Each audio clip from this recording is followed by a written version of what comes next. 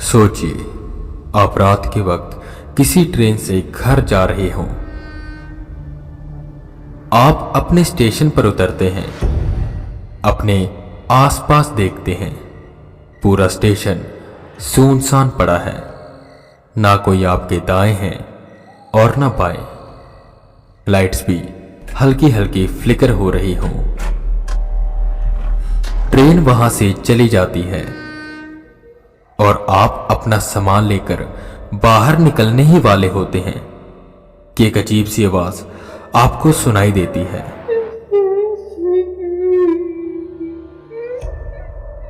आप अपने आसपास नजर घुमाते हैं पर आपको कोई नहीं दिखता। पर गौर से देखने पर आपको थोड़ी ही दूर पटरियों के पास एक औरत गिरी हुई दिखती है। आप भागकर उस औरत के पास जाते हैं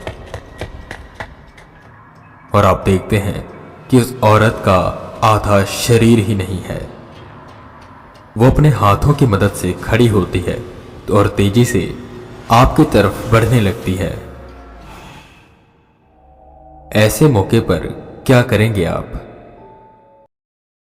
नमस्कार, और आज मैं आपको सुनाने जा रहा हूं एक जापानीज अर्बन लेजेंड की कहानी जिसका नाम है टेके टेके।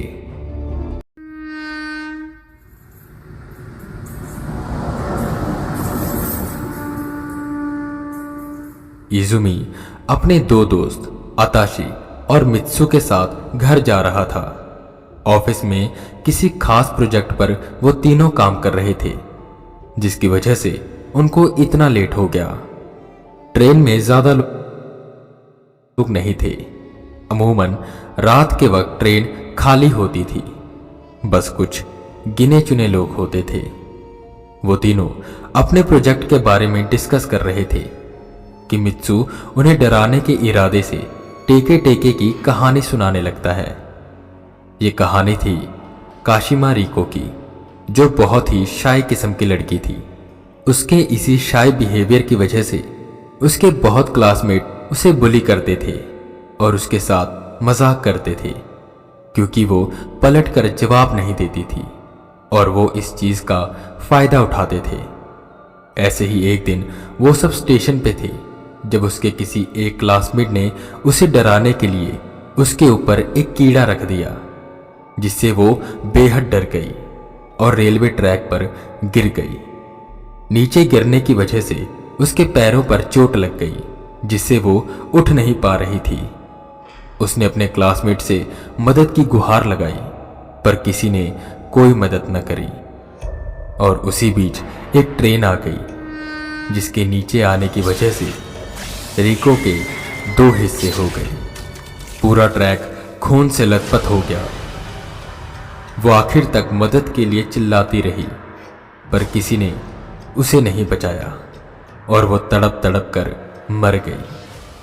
और कहते हैं कि उसके बाद वो वापस आई अपना बदला लेने के लिए। वो ऐसे ही लोगों को दो टुकड़ों में बांट देती है। पहले वो उनसे पूछती है कि मेरे पैर कहाँ हैं। उससे बचने का सिर्फ एक तरीका है।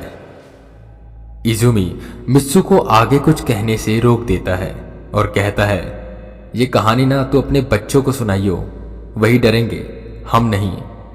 और इतना कहते ही इजुमी और अताशी हंसने लगे। फिर मित्सु भी उनके साथ ही हंसने लगा। वो अपने ऑफिस के काम की टेंशन को भूलकर अपने मूड को हल्का करते हैं और आसपास की बातें करने लगते हैं। कुछ वक्त के बाद अताशी और मित्सु का स्टॉपेज आ जाता है। वो ट्रेन से उतरते हैं और इजुमी को बाय बोलकर चले जाते हैं। इजुमी का घर काफी दूर था, इसलिए वो ज्यादातर ऑफिस में लेट वर्क को टालता था। पर इस प्रोजेक्ट से उसके प्रमोशन होने के पूरे चांस थे, इसलिए वो इस मौके को छोड़ना नहीं चाहता था। इजुमी बस उसी प्रोजेक्ट के बारे में सोच रहा था और सोचते सोचते कब उसकी आंख लग गई उसे पता ही नहीं चला। कुछ वक्त के बाद एक झटके से इजुमी की नींद खुली। नींद खुलते ही जल्दी से उसने वक्त देखा। रात के 1 बज रहे थे।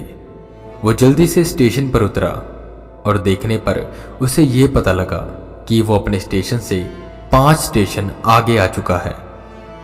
अब मैं क्या करूं? मेरा तो स्टेशन ही मिस हो गया। वो जल्दी से देखता है कि कौन कौन सी ट्रेन है जो उसको उसके स्टेशन तक पहुंचा सकती हैं, जिससे उसे पता चलता है कि एक ट्रेन है जो उसे वहां पहुंचा सकती है, पर उसे आने में अभी 1 घंटा बाकी है। अब उसके पास कोई और चारा नहीं था सिवाय इंतजार के। वो बेंच पर बैठकर ट्रेन के आने का इंतजार करने लगता है। इसी बीच वो आसपास नजरें घुमाता है। पूरा स्टेशन खाली पड़ा था। दूर दूर तक कोई शख्स नहीं था और ना कोई स्टॉल ओपन था। वो बस बैठा इंतजार कर रहा था। कुछ वक्त बीतने के बाद उसे एक अजीब सी आवाज आती है। आवाज से ऐसा लग रहा था जैसे कोई कुछ घसीट रहा हो। वो आसपास नजरें घुमाता है पर उसे कोई नहीं दिखता। कुछ वक्त के बाद फिर उसे वही अजीब आवाजें सुनाई देती हैं। वो उठता है और उस आवाज को फॉलो करने लगता है। कुछ दूर चलते ही उसे एक बेंच के पीछे औरत गिरी हुई दिखती है, जहां से उसका बस सर दिख रहा था और वो इजुमी से हेल्प मांग रही थी। इजुमी दौड़ता हुआ उस औरत के पास गया, पर जैसे ही वो उसके करीब पहुंचा और जो उसने देखा उससे वो बेहद डर गया। अब वो उस औरत को पूरा देख पा रहा था। उस औरत का आधा शरीर ही नहीं था।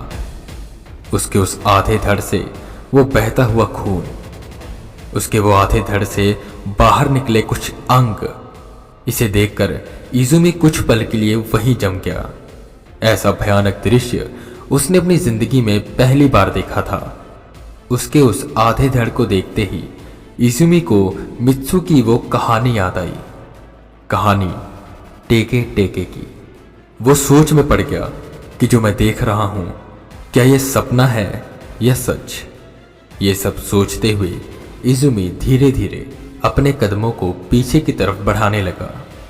वो औरत भी उसकी तरफ रेंगते हुए बढ़ने लगी और मदद मांगते हुए उससे पूछने लगी, क्या तुम्हें पता है मेरे पैर कहाँ हैं? वो यही बार बार दोहराते हुए इजुमी की तरफ बढ़ रही थी।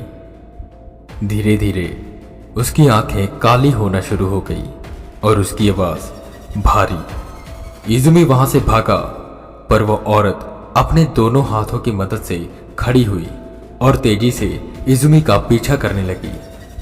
चाहे उस औरत के दोनों पैर नहीं थे, पर फिर भी वो बहुत तेजी से दौड़ रही थी। इजुमी खुद को बचाने के लिए उस स्टेशन से बाहर निकला और एक कार के पीछे छुप गया।